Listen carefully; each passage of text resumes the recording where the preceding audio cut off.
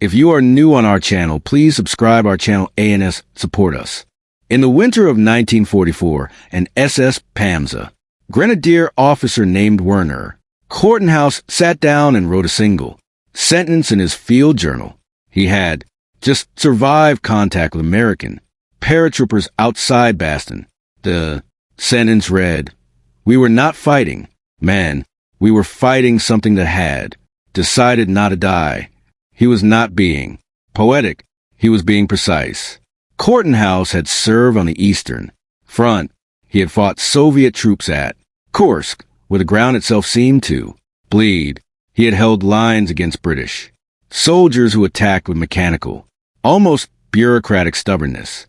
He had seen things that qualified men as having seen everything, and yet somewhere in the frozen Ardennes, something happened to him that none of those experiences had prepared him for. He encountered the 101st Airborne Division of the United States Army, and it changed what he believed was possible for human beings to endure. This is not a story about heroism the way Hollywood tells it. Hollywood gives you slow motion flags and swelling orchestras. This is something quieter and more disturbing. This is the account of what happened when the most elite ground assault force in the Wehrmacht, the SS, came into sustained contact with American paratroopers who had no orders to retreat, no obvious way to survive, and no apparent awareness that what they were doing was supposed to be impossible. The story begins not with glory.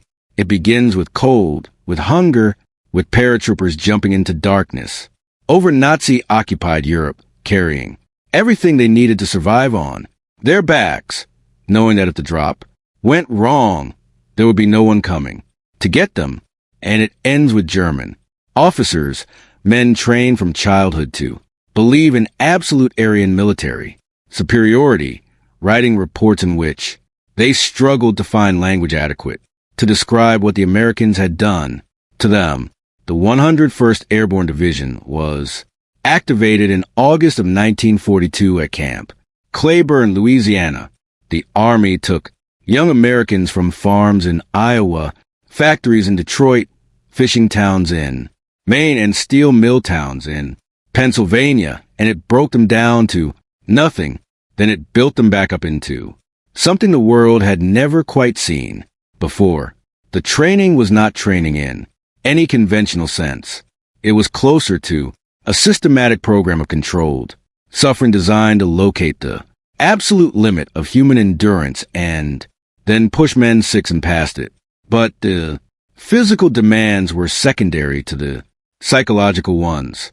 What the Army was trying to build was not a physically superior soldier.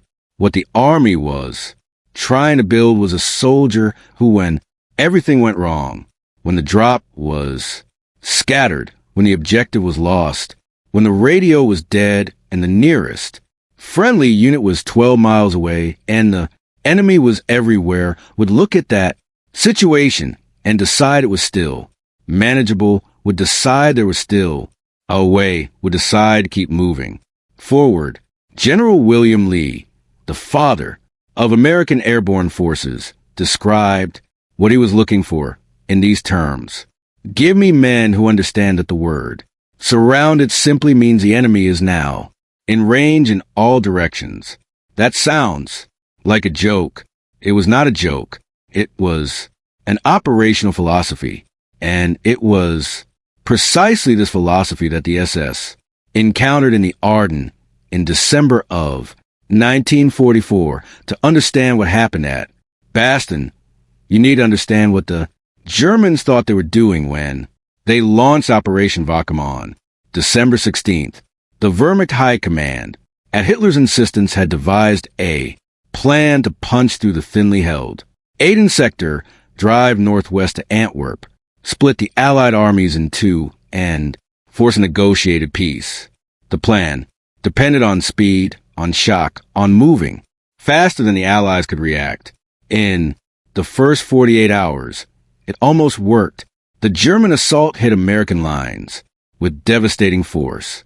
3 SS Panzer Divisions tore through sectors held by inexperienced units or exhausted. Divisions pulled back for rest. Entire units were overrun or captured. The fog of war was total, and into this chaos, the Allied command made the decision that would define the battle. They called the Screaming Eagles. The 101st Airborne Division was resting and refitting in Reims, France. They had just come off intense combat in the Netherlands during Market Garden. Clear's throat, a campaign that had pushed them beyond what most military planners would have considered sustainable. They needed rest. They needed resupply. They needed time. They got about 18 hours. On December 17th, the order came down. The 101st was going to Baston. The paratroopers climbed into trucks. Most had no winter gear. The temperatures were already dropping below 0°C. Many men were riding in open vehicles wearing their standard field uniforms. Some hadn't eaten a proper meal in 2 days. They drove through the night toward the sound of a battle that was already going badly, and as they drove, they passed American units streaming back in the opposite direction. Combat veterans, men who had been in the fight, men who had seen what was coming, and those retreating soldiers shouted warnings. They told the paratroopers the Germans had tanks. They told them the SS was coming. They told them it was over. The Screaming Eagles listened to all of this and kept driving toward the guns. The perimeter they were asked to hold was roughly 50 kilometers in circumference.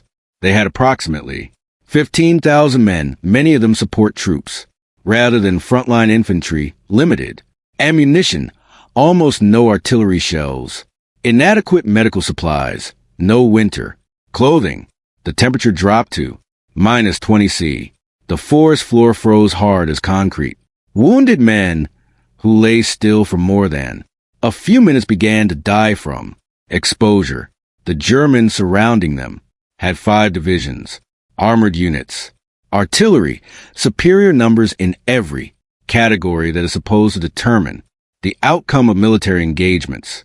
The encirclement was completed on December 21st. The Screaming Eagles were alone.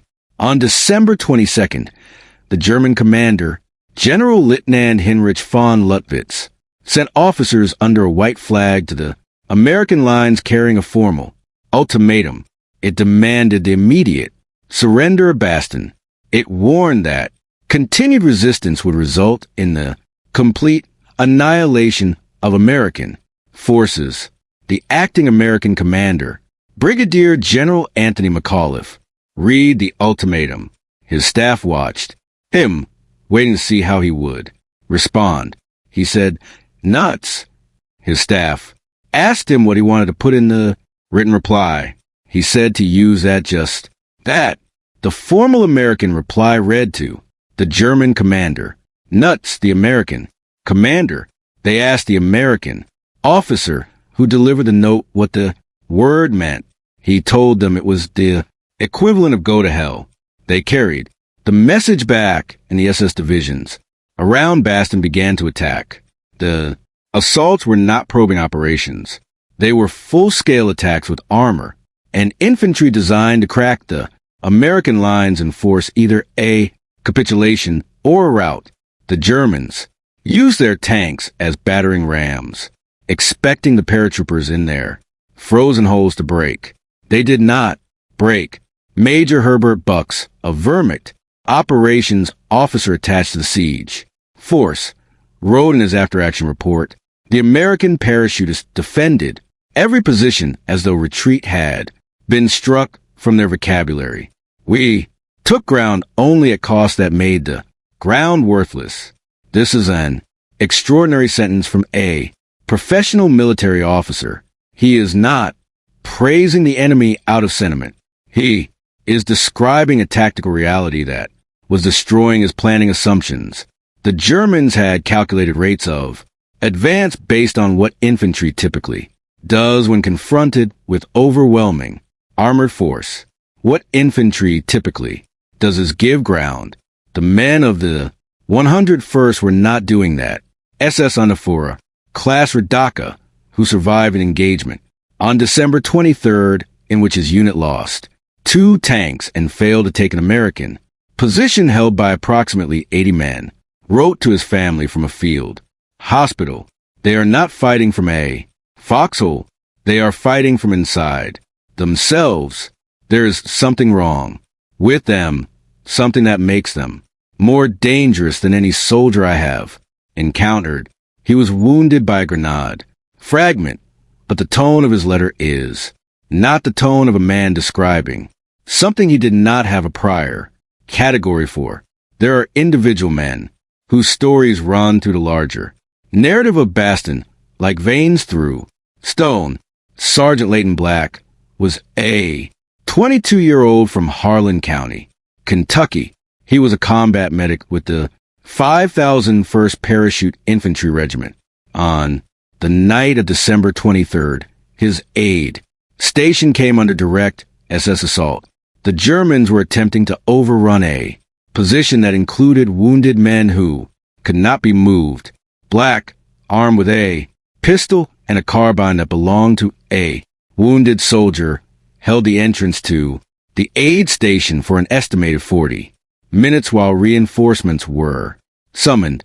When those reinforcements arrived, they found 3 dead German soldiers at the threshold, and Black, still standing, a bayonet wound in his left arm that he had not reported. His commanding officer recommended him for the Silver Star. Black said in the understated manner of men from Harlan County that he'd been too busy to leave. Private First Class Vernon Hort from Columbus, Ohio, was a machine gunner with the 327th Glider Infantry Regiment. On Christmas Eve, his position came under attack from a German armored column, a Panzer 4 tons of steel moving through the dark. Hort's machine gun could not penetrate tank armor. He knew this. Every soldier knew this. When a tank comes for a machine gun position, the crew has 2 options: relocate or stay. Hort stayed. He fired on the infantry behind the tank, breaking the assault's cohesion, buying time for a bazooka team to reposition. The tank's main gun fired twice in his direction. The second round threw him several meters. He got up. He found his gun. He kept firing. The attack was eventually repelled. When asked years later why he had not retreated when the tank came, Hort said something that has the ring of complete simplicity and complete truth. He said, "That was my gun. Those were my guys. What else was I going to do? What else was I going to do?" It is not a heroic statement. It is a statement of a man who had genuinely reorganized his priorities so thoroughly that retreating from his position had ceased to be a real option in his mind. He wasn't being brave in the way we use the word when we want to make courage sound like a gift rather than a choice. He had made a prior decision that he was not going to be the person who left his gun when the tank came. The Germans encountered this again and again, not one soldier making a dramatic stand, an entire division full of men who had made each individually that same prior decision. One of the most analytically interesting German accounts comes from SS Abernura Otto Insa, a senior staff officer with the 2nd SS Panzer Division. Desri had fought at Kursk in France in 1940 in the Soviet Union for 3 consecutive years. Its officer corps had an average of 3 years of combat experience. Dins wrote a tactical assessment in January of 1945 that was captured by Allied forces and later analyzed by the U.S. Army War College. The document focuses not on American material superiority, not on Allied air power, not on ammunition or supply. It focuses on what Dins calls psychologitia, immovabilitate, psychological immovability.